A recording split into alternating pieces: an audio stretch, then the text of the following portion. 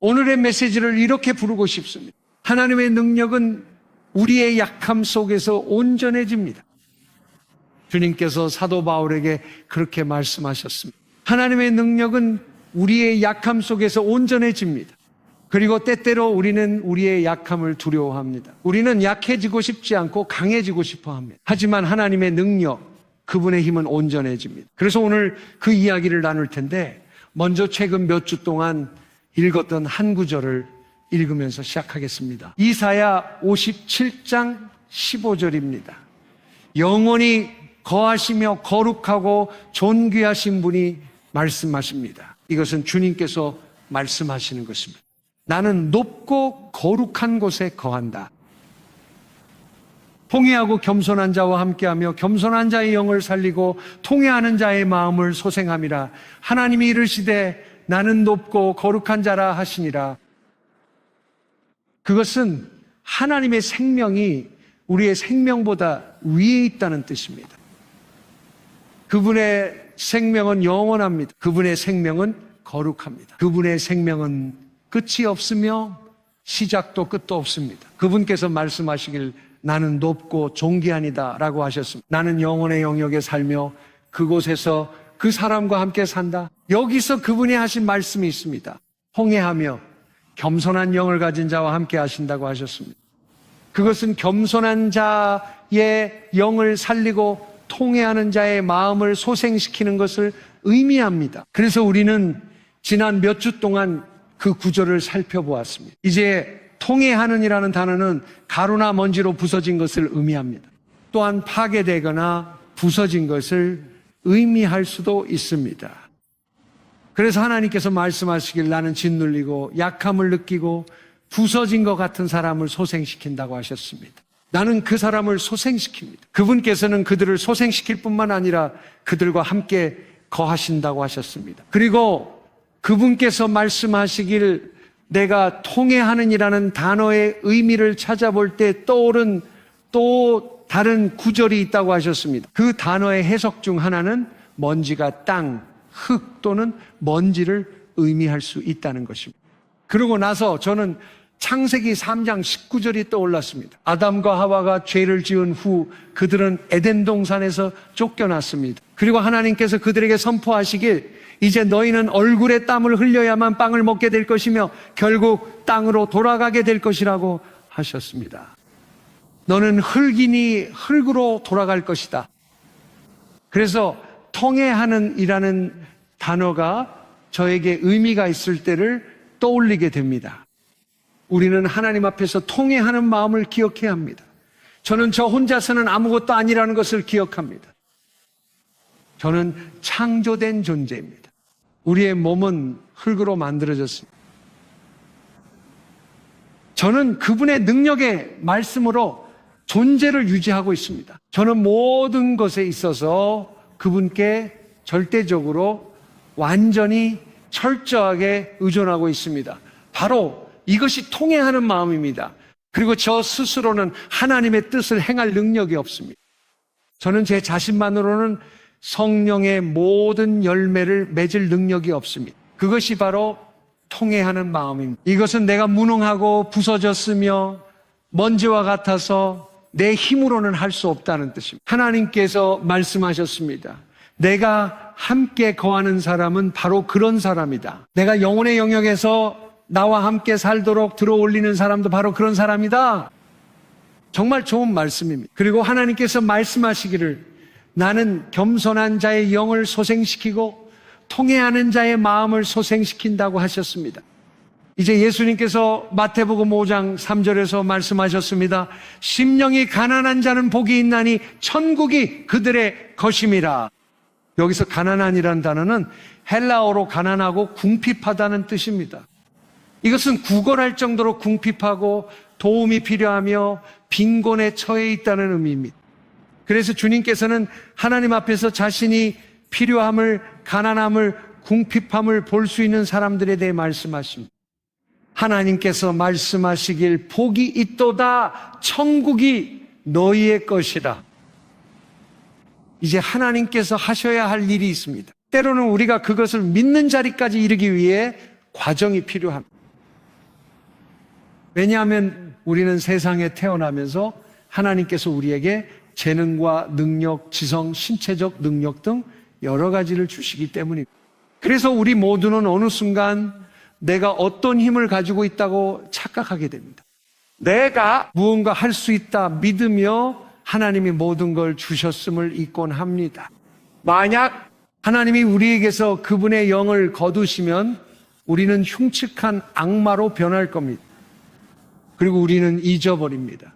성적이나 사업이 잘 되면 남보다 낫다고 생각하죠. 돈과 차를 보며 인생이 좋다고 느낍니다. 하지만 성경 갈라디아서 말씀처럼 스스로 대단하다 여기면 속는 것입니다. 그래서 하나님께서 우리를 그분께 가까이 이끌고자 하실 때 종종 우리 삶에 우리를 부수는 상황을 허락하십니다.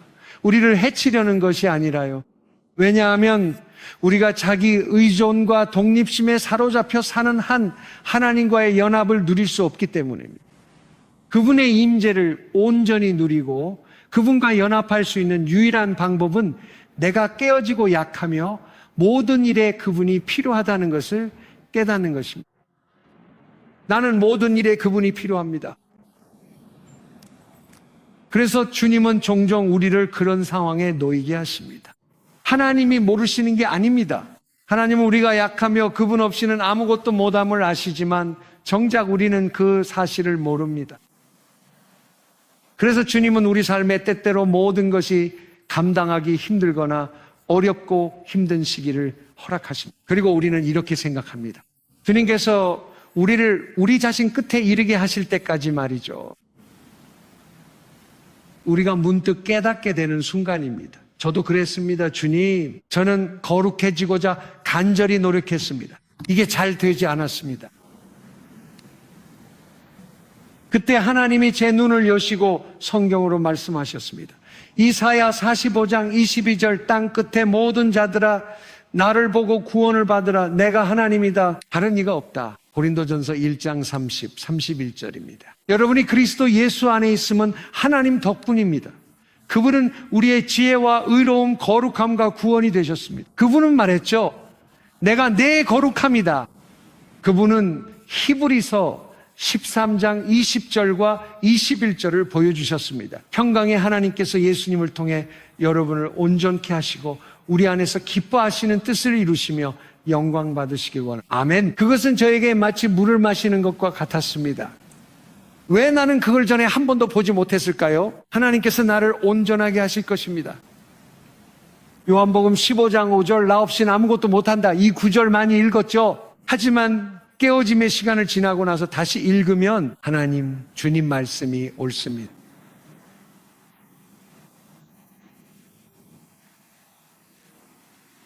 이제 일어나는 일은 우리가 하나님께 더 의존할수록 그분이 우리를 더 채워주신다는 것입니다. 왜냐하면 그분의 목표는 우리 모두를 그분과 연합하게 하는 것이기 때문입니다. 보세요. 예수님이 우리의 본보기이십니다. 예수님은 아버지께 절대적이고 완전한 의존 속에서 사셨습니다. 예수님은 나는 아버지께서 하신 것을 보지 않고는 아무것도 하지 않는다고 말씀하셨습니다. 또한 나는 아버지께 들은 대로 심판한다고 말씀하셨습니다. 내가 심판한다. 예수님은 아들은 스스로 아무것도 할 수 없다고 하셨지만 그분은 충만하셨습니다. 성경은 그분이 한량 없이 하나님의 영을 받으셨다고 말합니다. 아버지께서 그분을 한계 없이 채워주셨습니다. 그래서 아버지의 생명 자체가 그분을 채우셨습니다. 그리고 예수님은 아버지의 생명을 누리며 그 안에 거하고 그 생명을 나타내셨습니다. 바로 이것이 하나님께서 우리를 부르신 이유입니다. 요한복음 17장 21절에서 예수님은 이렇게 기도하셨죠. 아버지, 우리가 하나인 것처럼 그들도 우리 안에서 하나 되게 하소서. 세상이 믿게 하소서. 즉 하나님 계획은 우리와 공동체 모두를 그리스도와의 연합으로 이끄시는 겁니다.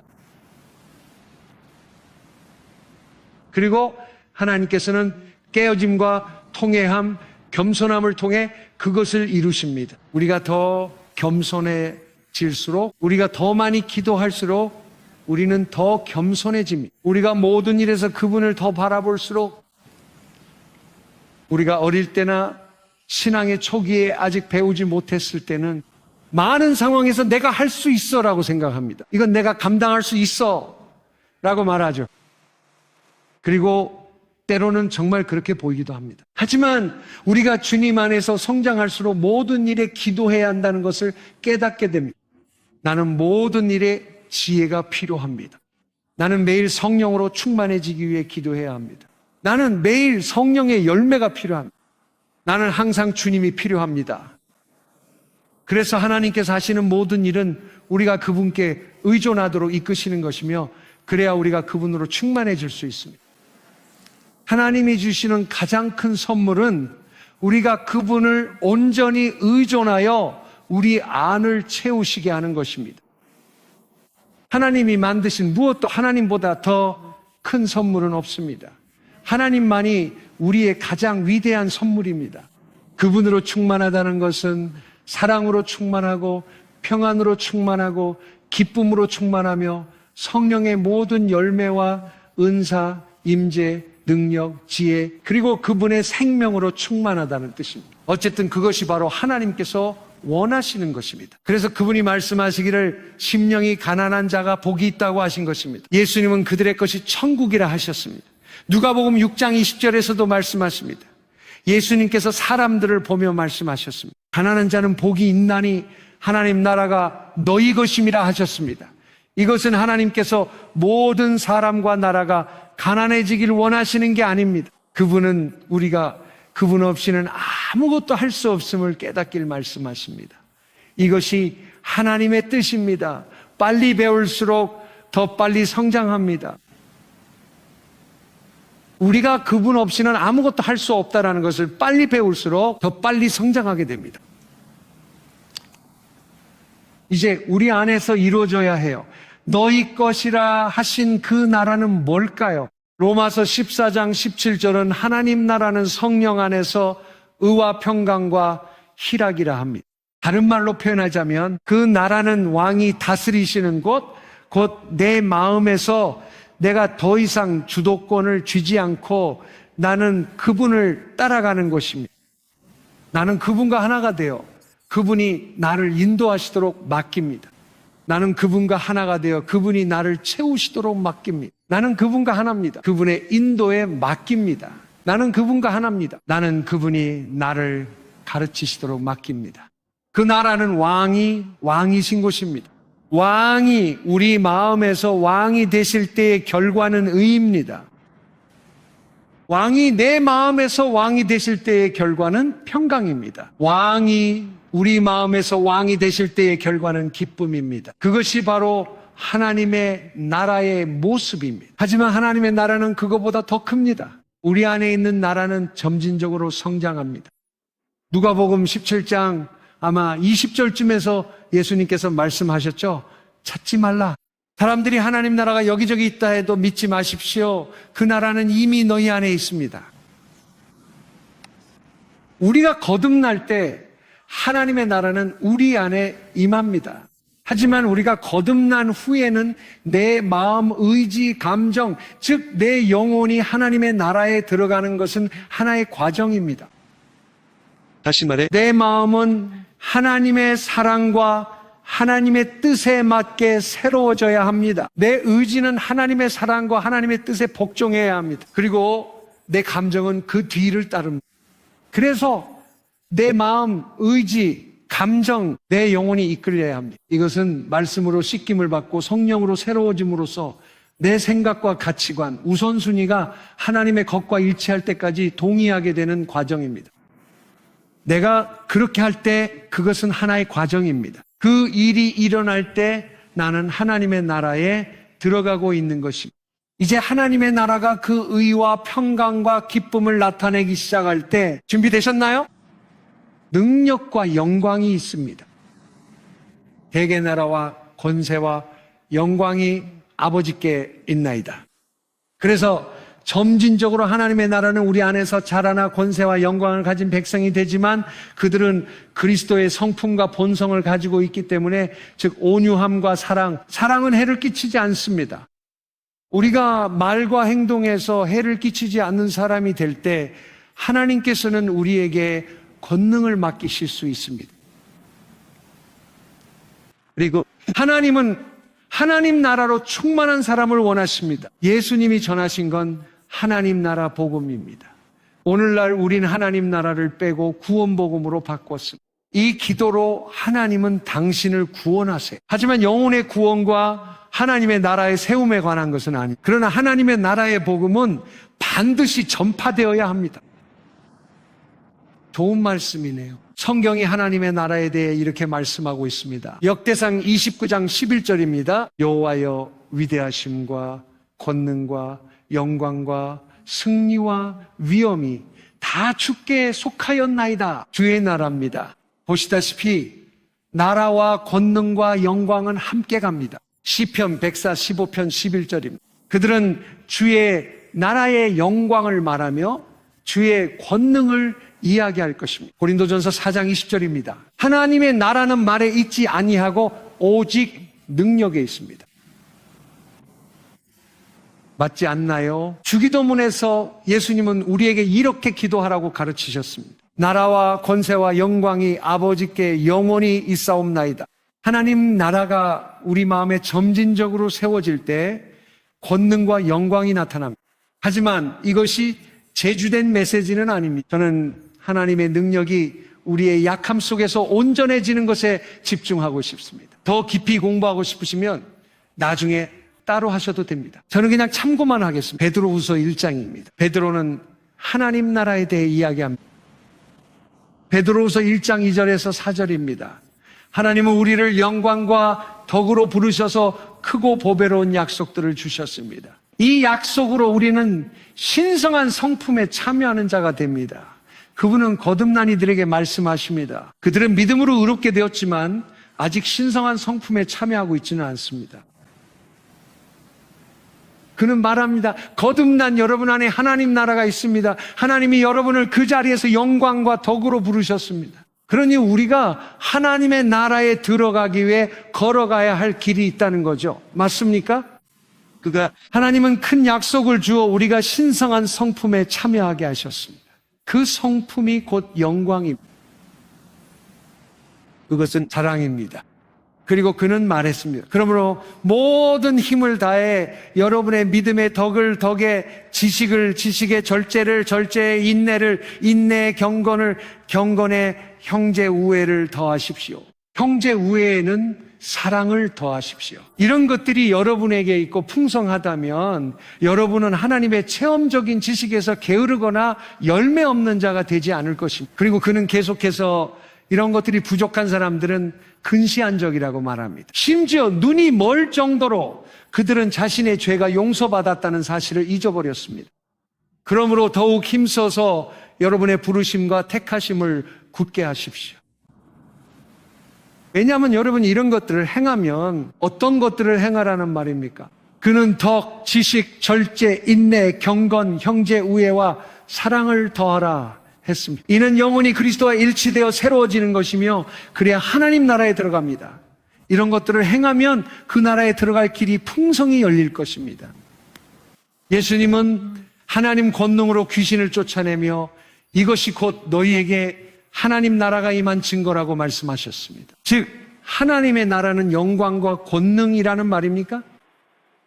따라서 예수님이 다시 오실 마지막 때 하나님 나라 복음이 온 세상에 전파되고 하나님은 그 나라에서 사는 사람들을 일으키실 겁니다.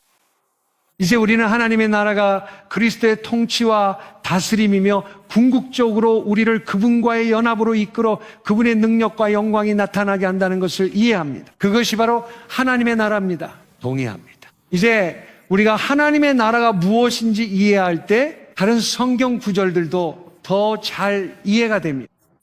너희는 먼저 하나님의 나라와 그의 의를 구하라. 그리하면 이 모든 것을 너희에게 더하시리라.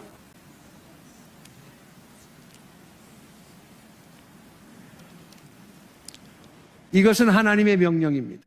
신자는 무엇보다 그리스도와의 연합을 추구해야 하며 그분을 알고 닮고 싶고 그분 안에 거하기를 원합니다.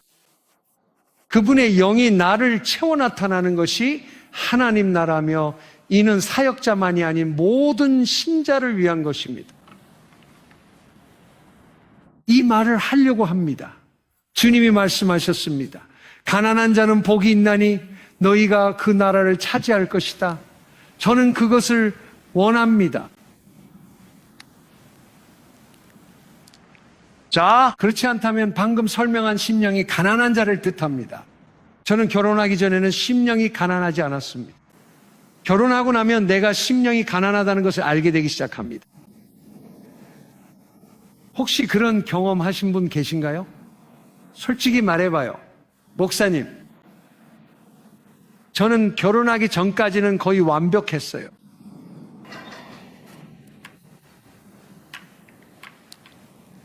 사실 이 모든 것은 드러남일 뿐입니다. 그냥 드러나는 거죠.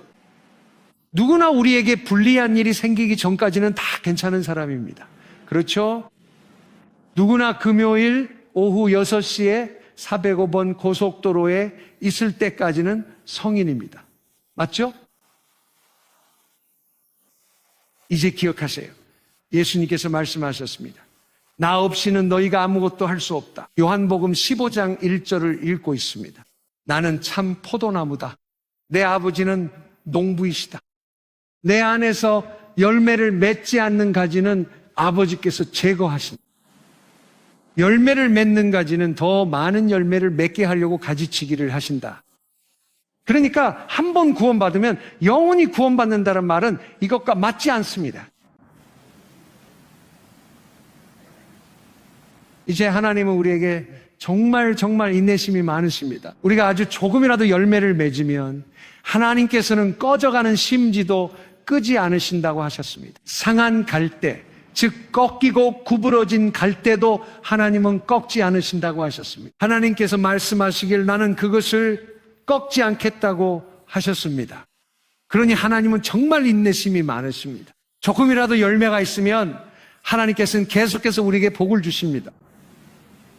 우리가 열매 맺지 못해도 하나님은 오래 참아주시지만 결국 열매 없는 가지는 잘려 불에 탑니다. 한 번 구원이 영원한 구원은 아니며 끝까지 견디는 자가 구원을 얻습니다.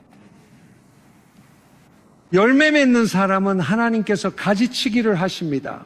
우리가 더 성장하여 열매 맺게 하시려는 뜻입니다. 하나님이 말씀하십니다. 잘하고 있다, 열매 맺고 있구나. 내가 내 삶을 일부 잘라내 더 많은 열매 맺게 하겠다 하십니다. 항상 즐겁진 않죠. 그래서 내 말로 너희는 이미 깨끗해졌다 하셨습니다. 내 안에 거하라. 나도 너희 안에 거하리라. 가지가 포도나무에 붙어 있지 않으면 스스로 열매를 맺을 수 없는 것처럼 너희도 내 안에 거하지 않으면 열매를 맺을 수 없다. 그래서 예수님께서는 우리가 천국에 들어가려면 그분 안에 거하는 법을 배워야 한다고 말씀하십니다. 그분은 내가 포도나무요 너희는 가지라고 말씀하셨습니다. 가지는 스스로 열매를 맺을 수 없습니다. 가지가 할 수 있는 일은 포도나무에 연결되어 있는 것뿐입니다. 내가 연결되어 있다면 열매는 그분으로부터 우리를 통해 맺히는 것입니다. 저는 인내할 수 없지만 그리스도 안에 거하면 그분의 인내가 저를 통해 나타날 수 있습니다. 동의하시나요? 그래서 이건 최고의 가르침 중 하나예요. 진작, 처음 구원받았을 때 이걸 배웠더라면 정말 좋았을 겁니다. 그랬다면 지금보다 훨씬 앞서 있을 수 있었겠지만 저는 느리고 힘든 길로 배웠습니다. 배워서 다행이네요. 그분 말씀이 나 없이는 너희가 아무것도 못한다고 하셨거든요. 그래서 그 말은 우리가 그것을 믿고 이해할 때 우리는 정말로 그분 안에 거하고 싶어집니다. 내가 할 수 없다는 것을 이해하면 매일 아침 일어나서 그분의 얼굴을 구하게 됩니다. 하나님, 오늘 은혜가 간절합니다. 주님을 사랑하며 예배합니다. 그분 임재 속에 말씀 읽고 기도하며 체험과 인도를 구합니다. 주님 없이 전 아무것도 못합니다. 이를 빨리 깨달을수록 더 많은 열매를 맺습니다. 내 안에 머물라.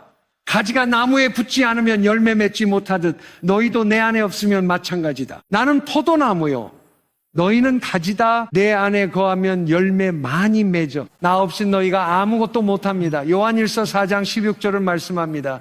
우리는 하나님의 사랑을 알고 믿습니다. 하나님은 사랑이시며 사랑 안에 거하면 하나님 안에 거하고 하나님도 그 안에 거하십니다. 이것이 그분 안에 거하는 비밀이자 지름길입니다. 그분은 말씀하십니다. 내 말이 너희 안에, 너희가 내 안에 거하면, 그러므로 하나님 말씀을 마음에 간직하며 사랑을 목표함이 우리가 그분 안에 거하는 데 도움됩니다. 하나님의 말씀을 내 마음에 간직하는, 내 말이 너희 안에 거하고 사랑을 목표로 삼으면 우리는 그분 안에 계속 거할 수 있습니다. 요한이, 사랑받는 자 요한이 말했습니다. 하나님께로부터 난 자는 죄를 짓지 못한다. 이는 하나님의 씨가 그 안에 있기 때문이다. 그렇다면 그 씨가 무엇일까요? 베드로는 하나님의 말씀 곧 썩지 아니할 씨라고 말합니다. 그러니 우리가 그 씨, 즉 썩지 않는 씨를 계속해서 마음에 심는다면 그 씨가 견고한 요새가 되어 우리를 죄로부터 지켜줍니다. 내가 주의 말씀을 내 마음에 두었으니 이는 내가 주께 죄를 짓지 아니하려 함이니이다. 좋아요. 그러면 그리스도 안에 거한다는 것은 무엇을 의미할까요? 자, 이것을 잘 보세요. 누구든지 내 안에 거하지 아니하면 그는 가지처럼 밖에 버려져 말라버립니다. 사람들이 그것들을 모아 불에 던지니 그것들이 다 버립니다. 그건 좋은 소리가 아니네요. 너희가 내 안에 거하고 내 말이 너희 안에 거하면 무엇이든 원하는 대로 구하라. 그리하면 이루어질 것이다. 이로써 아버지가 영광 받으시며 많은 열매로 내 제자가 되리라. 보세요. 기도 응답에 큰 신비는 없습니다. 너희가 내 안에 거하고 내 말이 너희 안에 거하면 너희의 기도는 응답받을 것입니다. 그분은 이 공식대로 하고 법정에 가고 행진하는 등 이것저것 해야 한다고 말씀하지 않으셨습니다. 그렇게 말씀 안 하셨어요. 내 안에 거하면 무엇이든 응답받으리라 하셨죠. 요한일서 5장에서 요한은 말합니다. 그의 뜻대로 무엇을 구하든 들으신다고요. 그가 들으신다면 우리는 구한 것을 얻게 될 것입니다.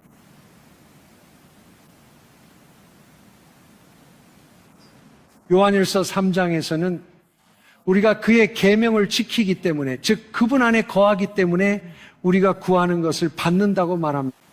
그리고 우리는 그분이 보시기에 기뻐하시는 일을 합니다. 그분 안에 거하는 것입니다. 그러니 이 세상에서 가장 부유한 사람은 기도가 응답받는 사람입니다. 이 세상에서 가장 부유한 사람은 그리스도 안에 거하는 사람입니다. 우리가 그분을 가지면 모든 것을 가진 것입니다. 복된 확신, 예수는 내 것이라. 오, 얼마나 영광의 맛을 미리 보는 것인가. 하나님께서 값주고 사신 구원의 신성한 상속자, 그분의 영으로 태어나고 그분의 피로 씻긴 자, 그분 안에 거하는 사람이 바로 가장 부유한 사람입니다. 거듭나도 그분 안 거하지 않을 수 있죠. 그럴 때는 깨끗한 양심이 없고 믿음이 제대로 작동하지 않습니다. 양심을 지켜 주 안에 거할 때 믿음은 역사합니다. 믿음은 사랑으로 움직이며 우린 세상에서 가장 부유해집니다. 자, 누군가 동의해 주세요. 좋아요. 우리는 아직도 이제 다시 제 메시지로 돌아가겠습니다. 약함 속에서 그의 능력이 완성된다라는 겁니다. 이사야 66장 1절입니다.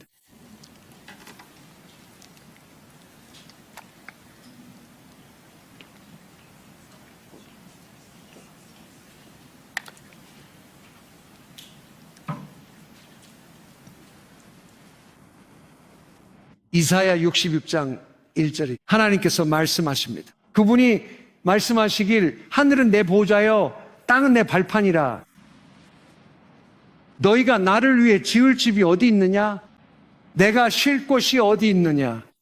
여기서 쉼이라는 단어는 히브리어로 거하다, 머무르다라는 의미도 있습니다. 그러니까 하나님께서 말씀하시길 내가 쉴 곳, 거할 곳, 머무를 곳이 어디냐고 하시는 겁니다. 이제 이사야 57장 15절을 기억하세요. 그분이 말씀하시길 나는 높고 거룩한 곳에 거하며 겸손하고 통회하는 자와 함께 있다고 하셨죠. 좋아요. 이제 하나님께서 그 질문에 답하실 겁니다. 주님께서 말씀하시길 이 모든 것들은 내 손이 만들었고 이 모든 것들이 존재하는 것도 내 손 때문이다. 그러나 내가 주목할 이는 따로 있다. 여기서 주목하다라는 단어는 나밭입니다. N-A-B-A-T, 나밭입니다. 이 단어는 바라보다, 깊이 생각하다, 존중하다라는 뜻으로 곧 가난하고 통회하는 심령을 가진 자, 내 말을 두려워하는 자를 의미합니다. 그래서 질문은 하나님께서 어디에 거하시겠냐는 것입니다. 내가 거할 곳이 어디냐? 어디인지 알려주겠다. 가난하고 통회하는 심령을 가진 사람이 바로 내 관심을 끄는 사람이다. 나는 그 사람을 바라보고 존중하며 주목할 것이다. 바로 그곳이 내가 거할 곳이다. 참 좋은 말씀이다. 정말 좋아요. 계속해 보도록 해요. 하나님의 말씀을 두려워한다는 것은 무슨 뜻일까요? 자, 두 가지가 있습니다. 그분은 가난하고 통회하는 자가 곧 겸손한 자라고 하셨습니다. 하나님 없인 아무것도 못하며 자신이 먼지뿐임을 깨닫는 것입니다. 나는 모든 일에 하나님이 필요합니다. 이게 첫 번째입니다. 이 두 가지 특성, 즉 가난하고 통회하는 마음과 내 말씀에 떨림이 있습니다. 이 두 가지 특성이 하나님의 관심을 끕니다. 하나님의 말씀에 떤다는 것은 무슨 뜻일까요? 그것은 하나님의 말씀 앞에서 두려워한다는 의미로도 번역될 수 있습니다. 출애굽기 29장 9장 20절에서 예를 들어 드리겠습니다. 하나님께서 모세에게 말씀하셨습니다. 모세야, 바로 이게 내일 이맘때쯤 내가 이집트에 우박을 내릴 것이라고 전해라. 그 우박은 너무 심해서 그들의 모든 가축을 죽이고 모든 농작물을 파괴할 것이다. 그들에게 모든 가축과 모든 종들을 들판에서 데리고 나오라고 전해라. 그렇지 않으면 모두 죽게 될 것이다. 이것이 바로 주님의 말씀이었습니다. 이제 출애굽기 9장 20절에 뭐라고 나와 있는지 보겠습니다. 바로의 신하들 중에서 주님의 말씀을 두려워한 사람은 자기 종들과 가축을 집 안으로 피신시켰습니다. 여기서 두려워했다는 단어는 같은 의미입니다. 즉 두려움에 떨었다는 뜻입니다. 이 말은 우리가 하나님의 말씀을 매우 중하게 여기고 신속하게 순종한다는 의미입니다. 순종입니다. 이것이 말씀 앞에 떠는 의미입니다. 함께 생각해 봅시다. 하나님은 어디 거할지 물으셨고 누구를 바라보고 관심을 가질지 말씀하셨습니다. 나의 말씀에 떨며 낮고 통회하는 자를 내가 돌아본다. 이것들을 함께 생각해 보세요. 이것들을 합쳐 보세요. 그게 무슨 의미일까요? 한편으로는 하나님, 저는 너무 약합니다라고 말하고 있습니다. 저는 할 수 없습니다. 저 말고도 혼자 힘으로 거룩한 삶을 살 수 없다는 걸 깨달으신 분 계신가요? 하나님 은혜로 할 수 있음을 깨달은 분은 몇 분인가요? 아멘. 겸손하고 통회하는 자는 주님 없인 깨어진 존재이며 아무것도 할 수 없는 약한 흙임을 고백하는 사람입니다. 많은 사람들이 여기서 멈춥니다. 하지만 우리는 거기에 머물러 있을 수 없습니다. 우리는 여전히 주님의 말씀에 떨며 주님, 제가 아무리 약해도 주님의 뜻을 이루고 싶어서 떨고 있습니다라고 고백해야 합니다. 두 가지가 모두 필요합니다. 어떤 사람들은 이렇게 말합니다. 주님, 우리가 모든 피조물에게 복음을 전하라고 명령받은 건 알지만 저는 소심합니다. 저는 그걸 잘하지 못합니다. 저는 강한 기름 부으심을 느끼지 못합니다. 저는 담대함이 없습니다. 저는 할 수 없습니다. 그리고 그들은 그냥 거기에 머뭅니다. 하지만 주님의 말씀 앞에서 떨림이 없습니다. 우리가 주님의 거처가 되기 위해서는 우리는 그분의 말씀 앞에서 떨며야 합니다. 그러므로 하나님, 저는 주님의 약속을 붙잡겠습니다. 주님의 은혜로 저를 채워주실 때까지 믿고 기도하고 구하겠습니다. 그래서 주님의 뜻을 이룰 수 있도록요. 차이점이 보이시나요? 한쪽은 그냥 나는 못해요 라고 말합니다. 다른 한쪽은 나는 내 힘으로는 할 수 없다는 걸 알지만 할 수 있을 때까지 하나님을 구하고 찾겠다고 말합니다. 하나님이 말씀하셨죠. 내가 바로 그와 함께 하겠다. 내가 그를 귀히 보겠다. 참 좋은 말씀입니다. 저는 하나님께서 누군가를 귀하게 여기실 때 어떤 모습인지 예를 들어 드리고 싶습니다. 성경에서 보고 싶으신가요? 반가워요. 누가복음 1장 26절 말씀입니다. 여섯째 달에 하나님이 가브리엘 천사를 갈릴리 나사렛 동네의 요셉과 약혼한 처녀에게 보내셨습니다. 그는 다윗 가문이었고 처녀의 이름은 마리아였습니다. 천사가 들어와 말하길 기뻐하라. 은혜 입은 자여 주께서 함께 하신다. 여인 중 네가 복되도다. 놀란 마리아가 그 인사의 뜻을 생각하자 천사가 말했습니다. 두려워 마라 마리아야, 네가 하나님의 은혜를 입었다. 보라, 아들을 낳아 예수라 하라. 그는 위대하신 지존자의 아들이라 일컬어질 것이며 주께서 다윗의 왕위를 그에게 주시리라. 그는 야곱의 집을 영원히 다스릴 것이다. 그의 나라에는 끝이 없을 것이다. 마리아가 천사에게 물었습니다. 어떻게 가능하죠? 전 남자를 모르니까요. 천사가 대답하여 말했습니다. 성령이 내게 임하실 것이다. 지극히 높으신 분의 능력이 너를 덮으리니 태어날 거룩한 이는 하나님의 아들이라 불리리라. 내 친척 엘리사벳도 늙어서 아들을 뵀으며 임신 못한다더니가 벌써 6달이 되었다. 하나님께는 불가능이 없느니라. 마리아가 이르되 주의 여종이오니 말씀대로 내게 이루어지이다 하니라. 그리고 천사는 그녀에게서 떠났습니다. 그 무렵 마리아는 일어나 서둘러 유대 산골의 한 성읍으로 가서 사가랴의 집에 들어가 엘리사벳에게 인사했습니다. 엘리사벳이 마리아의 인사를 들었을 때 그 뱃속에 아기가 뛰놀았습니다. 그 아기는 세례 요한이었습니다. 엘리사벳은 성령이 충만해져 큰 소리로 외쳤습니다. 당신은 여인 중 복되며 태중의 아이도 복됩니다. 내 주의 어머니께서 오시다니 어찌 이리 영광스러운지요. 그녀는 어떻게 알았을까요? 성령으로 충만했기 때문입니다. 당신의 인사 소리가 내 귀에 들릴 때 내 태중의 아기가 기쁨으로 뛰놀았습니다. 주께서 말씀하신 일이 이루어질 줄 믿은 그녀는 복됩니다. 좋아요. 제가 지금까지 말한 이유는 바로 이것을 말하기 위해서였습니다. 하나님께서는 마리아의 겸손함을 보시고 그녀가 하나님의 말씀 앞에서 떨었기 때문에 그녀를 귀하게 여기셨습니다. 이것을 잘 보세요. 엘리사벳이 마리아에게 예언했을 때 마리아가 어떻게 했는지 보세요. 마리아가 말했습니다. 내 영혼이 주를 찬양하며 내 영이 내 구주 하나님 안에서 기뻐하였나이다. 그는 그의 여종의 가장 낮은 처지를 돌아보셨습니다. 하나님이 말씀하십니다. 내가 살필 사람은 마음이 가난하고 겸손한 자다. 곧 깨어지고 낮아진 마음입니다. 내가 그를 귀히 여기리라. 마리아가 말하길 그분이 내 비천함을 보셨다 했습니다. 하나님은 무엇을 하셨을까요? 그녀가 못할 일을 하셨습니다. 그녀가 물었죠. 어떻게요? 제가 하나님의 아들을 낳으라고요? 전 못합니다. 의역하자면 이렇습니다.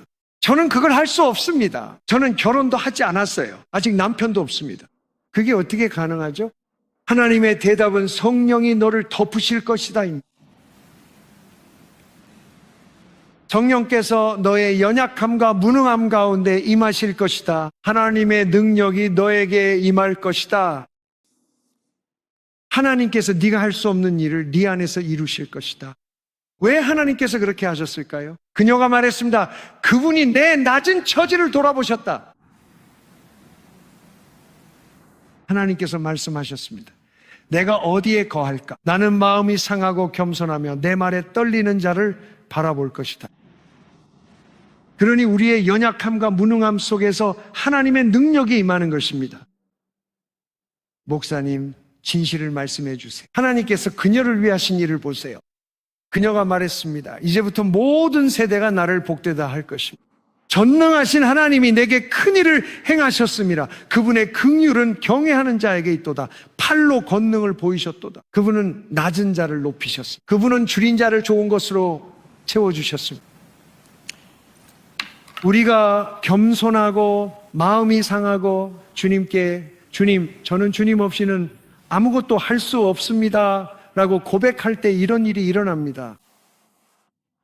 주님, 저는 매일 지혜가 필요합니다. 매일 저는 주님의 영으로 충만해지길 원합니다. 매일 저는 성령의 열매가 필요합니다. 매일 저는 주님의 인도가 필요합니다. 매일 저는 주님의 은혜가 필요합니다.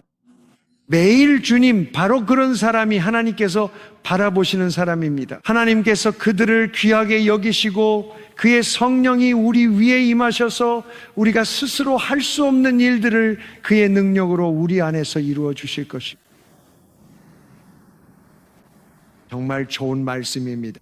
하나님은 겸손한 자에게 은혜를 주시고 교만한 자를 물리치십니다. 사실 우리는 저도 수년 동안 몰랐지만 자기 의존이 곧 교만이라는 사실을 깨닫지 못합니다. 우린 잘 모릅니다. 그래서 베드로전서는 말합니다. 주 앞에 낮아져 모든 염려를 그분께 맡기십시오. 그가 돌보심이라. 우리가 모든 짐을 지는 것을 하나님은 교만으로 보십니다. 온갖 일들로 걱정하는 것도 마찬가지입니다. 하나님은 말씀하십니다. 스스로 낮춰 내게 맡기라. 어차피 네가 할 수 있는 일이 아니다. 하지만 우리가 하나님께 맡길 때 신성한 능력이 임합니다. 신의 신성한 평안과 인도하심이 함께합니다. 그러면 우리는 고린도전서 15장 10절의 바울처럼 하나님의 은혜로 지금의 내가 되었습니다 라고 고백하게 됩니다. 모든 영광을 하나님께 돌립니다. 모든 영광을 하나님께 돌립니다. 잘 보세요. 시편 102편입니다. 17절입니다. 이 구절이 참 마음에 듭니다. 하나님께서 궁핍한 자의 기도를 돌아보십니다. 정말 좋은 말씀입니다. 저 말고도 궁핍함을 느껴본 분 계신가요? 궁핍할 때는 기도할 때 주여 주께서는 모든 것을 아시나이다. 오늘도 간구하오니 주께서, 이런 게 아니죠. 궁핍할 때는 그냥 하나님 도와주세요, 도와주세요, 도와주세요 이렇게 됩니다. 하나님은 궁핍한 자의 기도를 들으십니다. 주님, 어찌할 바를 모르겠으니 도와주세요. 이제 바울에 대해 이야기하고 싶습니다. 이건 단지 구약에만 있는 게 아니라 신약에도 있습니다. 여러분 아직 저와 함께 계시죠? 제가 시간을 넘겼나요? 이번에는 고린도후서 12장 말씀입니다. 모두 준비되셨나요? 이것은 하나의 원칙입니다. 우리는 이 원칙을 아가서에서 볼 수 있습니다. 그 책 전체가 그리스도와 교회에 대한 비유입니다. 맞죠? 여러분 그 책 읽어보신 적 있으신가요? 아가서 말이에요. 그것은 주님께서 신부를 준비시키시는 과정을 비유와 우화로 담아낸 책입니다. 아가서 마지막 부분에 보면 광야에서 자기 사랑하는 이에게 기대어 올라오는 이가 누구인가 라고 되어 있습니다. 그것이 바로 신부입니다. 그녀는 자기 의존에서 깨어졌습니다.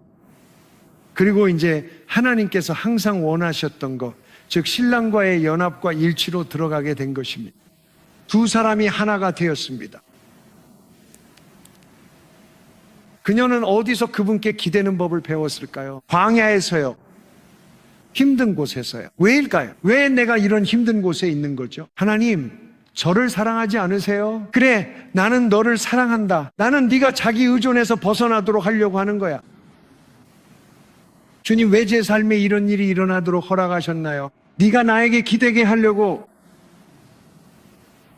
네가 나를 바라보게 하려고, 네가 모든 불안을 짊어지지 않고 내게 맡기게 하려고. 알다시피 우리 모두는 신경을 씁니다. 우리가 이걸 감당할 수 있을 거라고 느끼는 한 우리는 불안을 계속 짊어집니다. 우린 계속 그걸 짊어집니다. 주님이 우리를 자유케 하시려 짓누르는 일을 허락하실 겁니다. 어느 순간 말하게 되죠. 하나님, 전 아무것도 못해요. 하나님은 말씀하시죠. 고맙다, 기다리고 있었다. 그제야 우린 평안해집니다. 그리고 우리는 연합에 이르게 됩니다. 그리고 우리가 이것을 빨리 배울수록 더 좋습니다. 우리가 모든 일에서 나는 주님이 필요하다는 것을 빨리 배울수록 더 좋습니다. 모든 일에서 나는 기도해야 합니다. 자, 보세요.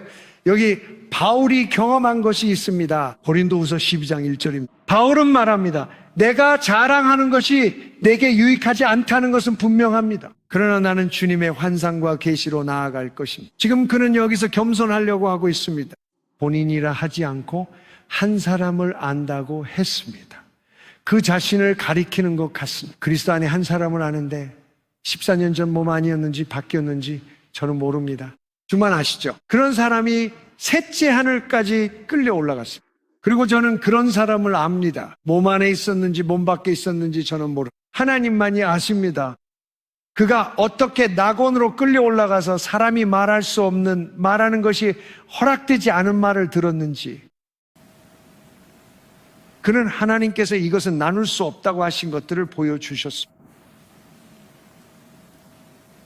그 DGS, 디나크란 성자의 이야기가 생각납니다. 그는 천국에 여러 번 다녀왔는데 어느 날 하나님이 보좌 주위에서 보여주신 것들을 말하기 시작했습니다. 그는 조금만 이야기하고는 더는 말하는 게 허락되지 않는다고 했죠.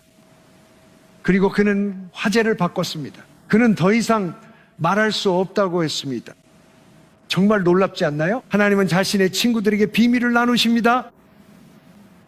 그래서 그는 허락되지 않았다고 말했습니다. 그가 이것을 말하는 것은 불법이 될 것입니다. 이런 사람에 대해서는 자랑하겠지만 나 자신에 대해서는 자랑하지 않겠습니다.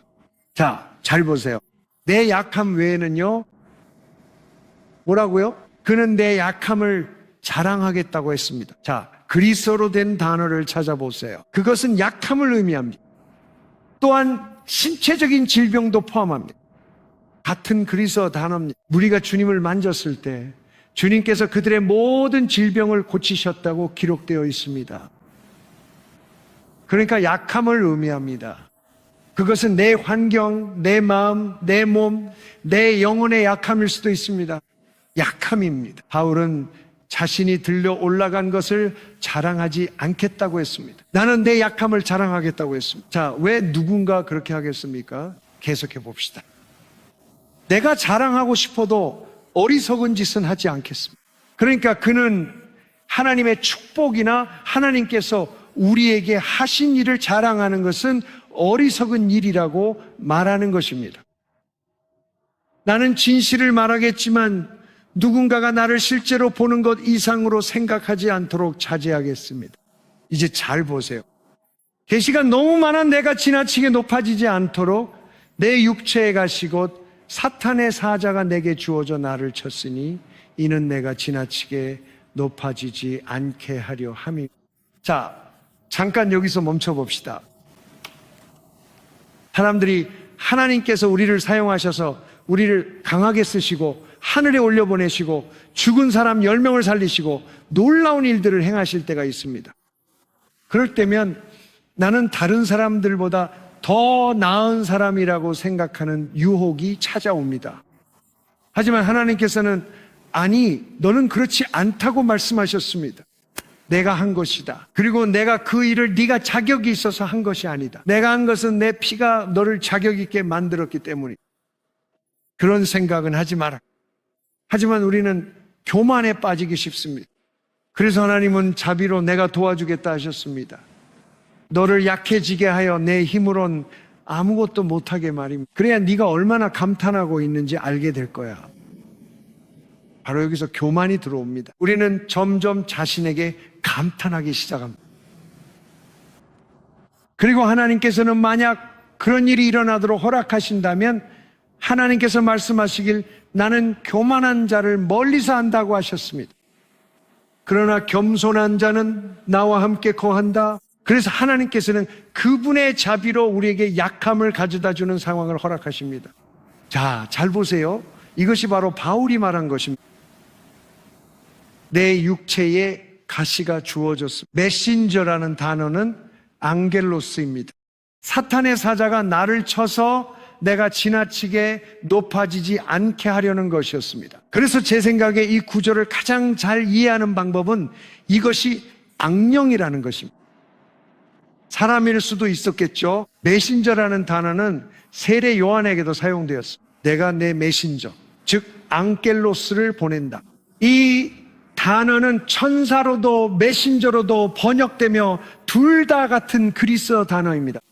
요한은 주님의 메신저입니다. 천사도 주님의 메신저입니다. 그러니 사람일 수도 있었겠죠. 제 생각에는 그를 어디든 따라다니며 소동을 일으키고 박해를 부추긴 악령일 듯합니다. 물론 다른 것일 수도 있었겠죠. 어떤 사람들은 그가 눈에 질병이 있었다고 말합니다. 왜냐하면 그의 서신 중 하나에서 여러분이 자신의 눈이라도 뽑아서 저에게 주고 싶어 했을 것이라고 썼기 때문입니다. 또 다른 곳에서는 내가 내 손으로 이렇게 큰 글씨로 여러분에게 쓴다고 말하기도 했습니다. 그래서 이것은 추측일 뿐입니다. 우리는 정확히 알지 못합니다. 하지만 어떤 종류의 고난이 있었던 것은 분명합니다. 여기서 버필이란 반복적으로 때린다는 뜻입니다. 이것은 한 번만 일어나는 일이 아닙니다. 계속해서 반복적으로 발생하는 문제와 같습니다. 그리고 바울이 말했습니다. 제가 의역하자면 주님 너무 지겹습니다. 이 문제에서 벗어나길 기도했고 여기 하나님의 응답이 있습니다. 그분이 말씀하셨습니다. 이 일로 3번 주께 간구해 이것이 떠나게 해달라 빌었습니다. 주께서 말씀하셨습니다. 내 은혜가 내게 족하도다. 내 능력이 약한 데서 온전해짐이라. 오늘의 메시지입니다. 여러분이 약할 때 그 약함을 두려워 마세요. 주님, 거룩하게 살 자신이 없을 때도요, 여러분은 스스로 할 수 있다는 사람보다 하나님 나라에 더 가깝습니다. 주님, 저는 이 일에 별로 능숙하지 않은 것 같아요. 여러분은 하나님의 나라에 더 가까이 있습니다. 무능함을 깨달을 때 우리는 주님께 포기한다 말하게 됩니다. 이제 주를 신뢰합니다. 주님, 제 안에서 이루소서. 이것이 하나님 나라입니다. 그분이 나의 의로움이십니다. 그분이 나의 거룩함이십니다. 그분이 나의 구속이십니다. 이제 잘 보세요. 내 은혜가 내게 족하도다. 이는 내 능력이 약한 데서 온전해지기 때문이다.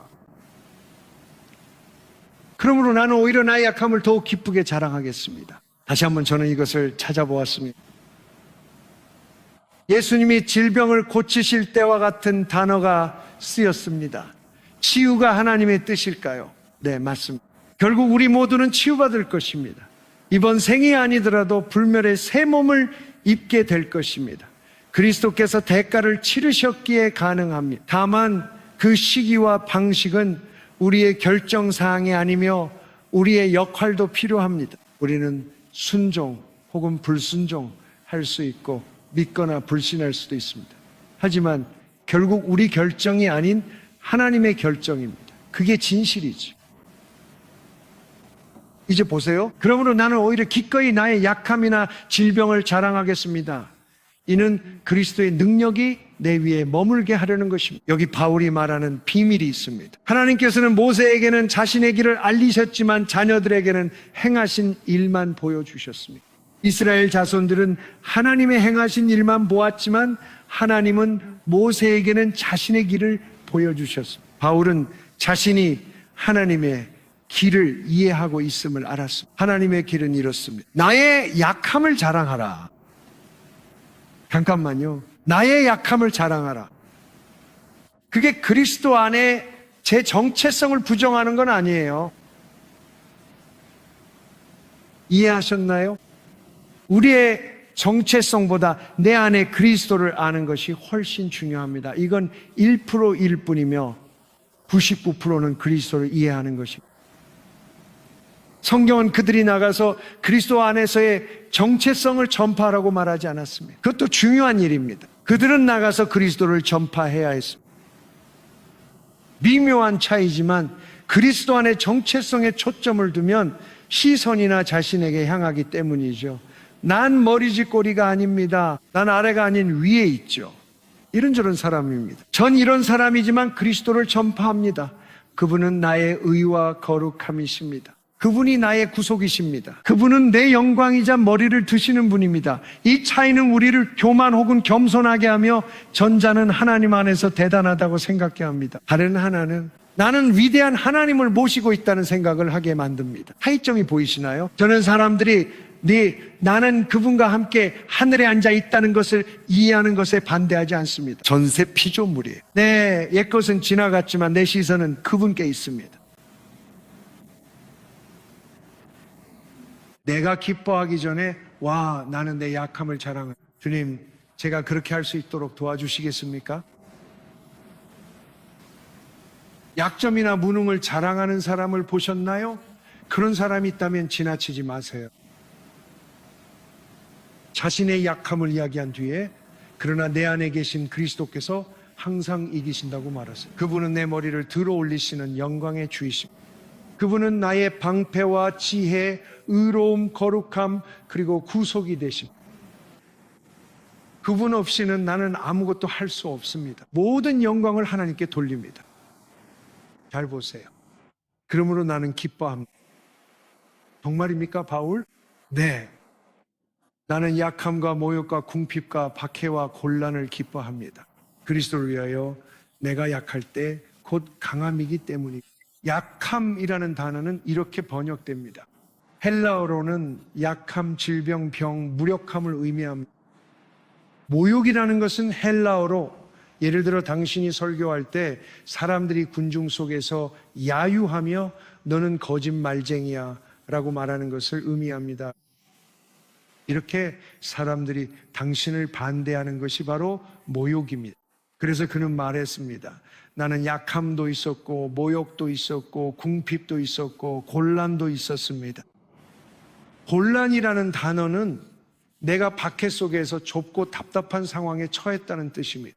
그래서 바울은 말했습니다. 내가 약할 때, 사람들이 나를 공격할 때, 내가 필요가 있을 때, 내가 박해를 받고 곤란을 겪을 때 나는 그것을 기뻐한다고 했습니다. 왜냐하면 하나님께서 나를 정말 낮추시고 부서뜨리시고 겸손하게 만드실 때 하나님의 능력이 내 위에 머무는 것을 알게 되기 때문입니다. 역사적 부흥의 위험은 늘 갈급함과 기도, 겸손으로 시작해 결국 교만에 빠진다는 겁니다. 하나님이 역사하시면 사람들은 우리를 보라고 말하곤 하죠. 하나님께서 내 안에서 하시는 일을 보라. 그리고 사탄처럼 그는 자기 자신에게 시선을 두었습니다. 우리가 교만해지면 하나님께서는 손을 거두십니다.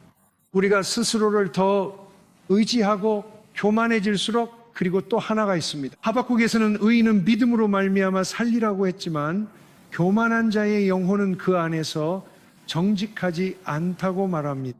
그러므로 믿음이란 하나님께 의존하는 것입니다. 그게 겸손입니다. 교만은 자신을 의지하는 거죠. 많은 이가 그리스도를 따르지 않는 건 그분이 우리 생명임을 모르기 때문입니다. 그분은 나의 의로움이십니다. 그래서 그들은 못하겠어. 시도도 안 할래라고 생각합니다. 그들은 아직 복음을 못 들었습니다. 그분은 나의 생명이시며 우리 안에서 그것을 이루실 것입니다. 하나님을 믿으십시오. 좋습니다. 이제 마무리하려고 합니다. 고린도후서 12장 10절에 내가 약할 때 곧 강함이라는 말씀처럼 물론 저를 바울과 비교하려는 건 아닙니다. 하지만 작은 부분에서는 저도 비슷한 경험을 한 적이 있습니다. 저는 약 20년 동안 심각한 만성 통증을 겪었습니다. 그러다가 그 시기가 어느 정도 지나가고 잠시 숨을 돌릴 수 있었습니다. 그런데 이번에는 다른 종류의 통증이 찾아왔죠.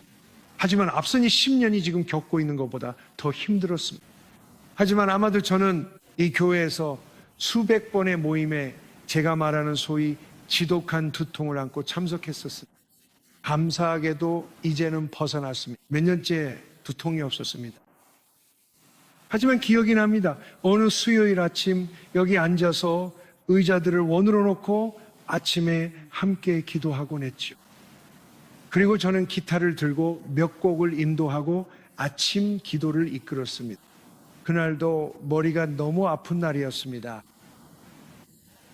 때로는 이 두통이 2, 3일 동안이나 계속되곤 했습니다. 밤에도 잠을 잘 수가 없었죠. 다음 날 아침 두통으로 깨어나면 모든 게 짜증났어요. 저는 멜린다에게 자주 말했죠. 내가 어떤 기분인지 알아. 나는 그냥 소파를 집어 창문 밖으로 던져버리고 싶은 기분이야 라고 말했죠. 이상하게 들릴 수도 있지만 그냥 머리만 안 아프면 좋겠다는 생각이 들곤 했어요. 하지만 그 두통은 저를 약함의 자리로 이끌었고 하나님의 은혜가 없을 때에 제 모습을 드러내게 했습니다. 저를 드러냈죠.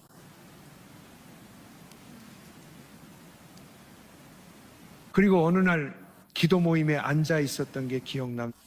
그때도 머리가 정말 심하게 아팠어요. 아침이었고 아주 이른 아침이었어요. 기타를 들고 조용히 마음속으로 주님께 이렇게 말했죠. 오, 주님, 왜 제가 이런 두통을 겪어야 하나요?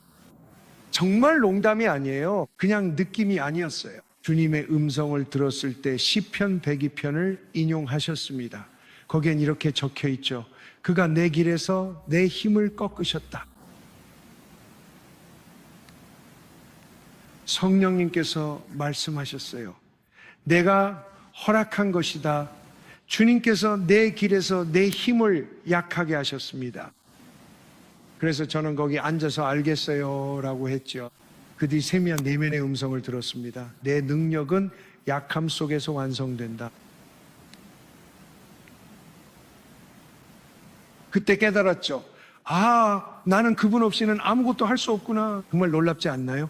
일부 신학과 다를 수 있지만 저는 이를 주님께 내면의 음성으로 직접 들었습니다. 그래요, 주님 알겠습니다 하고 말했죠. 그리고 이런 일이 저에게 여러 번 일어났고 분명 여러분에게도 비슷한 일이 있었을 거라고 생각해요. 저에게는 정말 여러 번 있었습니다. 때로는 정말 몸이 안 좋은 상태로 강단에 올라갈 때가 있었어요. 그리고 여기 올라와서 말씀을 전하기 시작하는 순간 기름 부으심이 임하는 게 느껴지고 몸에 아무런 통증도 없어요. 슈퍼맨이 된 것 같은 기분이 들어요. 1시간 동안 설교하고 예배가 끝나고 20에서 30분쯤 지나면 그 끔찍한 통증이 다시 다 돌아와요. 그럼 하나님은 저에게 뭐라고 말씀하시는 걸까요? 너는 나 없이는 아무것도 할 수 없다. 이 사실을 깨닫는 것은 금보다 더 귀한 일입니다. 왜냐하면 그건 정말 어렵기 때문이죠. 솔직히 말씀드릴게요. 읽기만 해서는 그걸 배우기가 어렵습니다. 저도 오랫동안 읽고 또 읽었으니까요. 주님, 저는 주님 없이는 아무것도 할 수 없다는 걸 압니다. 하지만 우리가 직접 겪어보면 그걸 더 잘 배우게 되는 것 같아요. 그리고 실제로 그걸 경험하게 되면 정말 마음 깊이 깨닫게 됩니다. 정말로 나는 주님 없이는 아무것도 할 수 없다는 걸 실감하게 되죠. 이제 하나님께서 우리를 그 자리까지 이끄시고 그곳에 머물게 하실 때 하나님의 나라가 나타날 수 있습니다. 그러니 우리가 모두 기억해야 할 것은 바로 이것입니다. 여러분의 약함을 두려워하지 마세요. 여러분의 약함이 하나님을 믿는 믿음으로 나아가게 하세요. 여러분의 약함이 하나님의 약속으로 나아가게 하세요. 그분이 우리의 지혜이십니다. 지금 저는 고린도전서 1장 30절과 31절을 인용하고 있습니다. 이제 거의 마치려고 해요. 그렇죠? 저와 함께 따라해 보세요. 내가 그리스도 안에 있는 것은 하나님의 하신 일입니다. 보세요. 우리가 한 것이 아니라 하나님께서 하신 것입니다. 누가 우리를 위해 그렇게 하셨습니까? 지혜입니다. 하나님이 주신 지혜죠. 이것이 바로 그 지혜입니다. 그분이 나의 의로움과 거룩함이십니다. 그리고 우리의 구속함이 되셨습니다. 성경에 기록된 바와 같이 주 안에서 자랑하는 자는 주 안에서 자랑하라 했습니다. 저와 함께 이렇게 말해보세요. 주님, 나는 하나님의 은혜로 지금의 내가 되었습니다. 그러므로 모든 영광을 주님께 올려드립니다. 내 삶에 베풀어 주신 크신 은혜에 감사드립니다. 주님께서 저를 부르셨습니다. 주님께서 저를 의롭다 하셨습니다. 주님께서 저를 거룩하게 하십니다. 주의 뜻이 이루어지게 하소서. 그리고 예수 그리스도께서 내 안에 형성되게 하소서. 주의 온전하신 뜻이 나를 통해 이루어 주소서. 그것이 주님의 이름에 영광을 돌릴 것입니다. 나는 지금의 내가 되었습니다. 하나님의 은혜로 만물이 주께 왔으며 주로 말미암고 주께 돌아갑니다. 모든 것이 주님께 속해 있습니다. 영광이 영원토록 주님께 있기를. 아멘. 자기 자신을 생각하는 것보다 하나님을 예배하는 것이 훨씬 낫습니다. 다시 말해 하나님의 위대함과 선하심을 예배하고 사랑하며 누리는 게 훨씬 낫습니다. 내 자아상을 생각하기보다요. 하나님께 영광이 영원하길. 우리에겐 참 좋은 하나님이 계십니다. 그분은 우리의 영광이시며 우리의 머리를 드시는 분이십니다. 그분은 우리보다 앞서 가시며 길을 만드십니다. 그분은 우리의 후방을 지키시는 분이십니다. 그분은 우리의 아버지이십니다. 그분은 우리의 구속자이십니다. 그분은 우리의 생명을 파멸해서 건져내십니다. 그분은 선하신 하나님이십니다. 그분이 우리를 위해 가지신 계획은 너무나도 선해서 성령님께서 계시해 주시지 않으면 우리가 알 수도 없습니다. 눈으로도 보지 못하고 귀로도 듣지 못하며 사람의 마음에도 들어오지 않은 것, 그것이 하나님께서 그를 사랑하는 자들을 위해 예비하신 것입니다. 그리고 우리는 그분께 사랑받고 있습니다. 주님, 감사합니다. 주님, 우리가 배우게 도와주세요. 주님의 능력이, 안녕, 저희 약함 속에서 온전해지셔서 주님께서 모든 영광을 받으시게 하소서. 예수님의 이름으로 기도합니다. 아멘. 주님께 찬양을 올립시다.